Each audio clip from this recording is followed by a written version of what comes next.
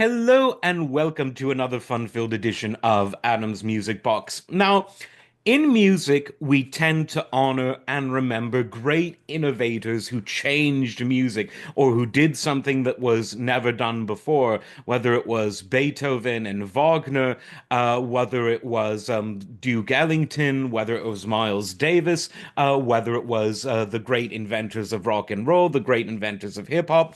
But what about musicians who played the slow and steady game and won the race with their audience? What about the musicians whose very innovation was their refusal to move with the times and the fact that they were nevertheless able to move their audience with them? I think these musicians are important too. They contributed to the culture and they demonstrate a really important fact. Just because a new and exciting musical style develops and takes part of the musical world by storm, it doesn't mean that every member of the music listening world, which at various times in modern history has been the majority of the population, they don't necessarily move with it. Now, Lawrence Welk was one such musician. He came to prominence as one of the more, even by 1930s standards, one of the more restrained members of the big band community, and he changed virtually nothing about his music for the rest of his life. Now, he was an early television pioneer with the Lawrence Welk Show debuting in 1951, and he was someone who outlasted so many genres. There was a calypso craze, there was early R&B, early rock and roll, the golden era of rock and roll, soul, funk, so many other genres. His show remained in syndication even into the hip hop era.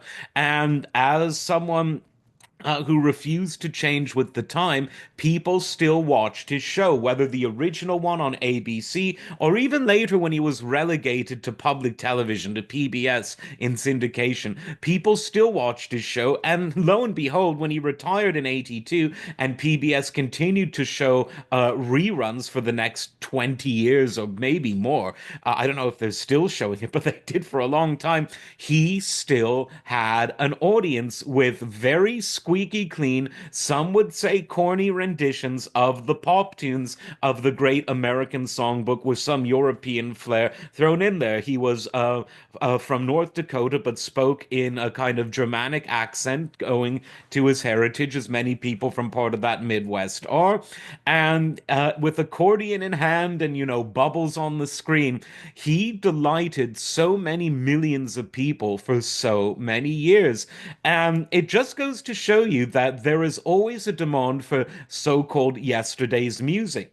We can see that now more than ever with streaming, where a lot of people are listening to legacy artists, and thanks to channels like this, but thanks to channels like Rick Beatos and others, people are now discovering that what's old is new. Because if you've heard something for the first time, even if the music is 50, 100, 200 years old, you, the audience, you, the listener, are listening to it for the very first time. It feels like the first time, like it never did before.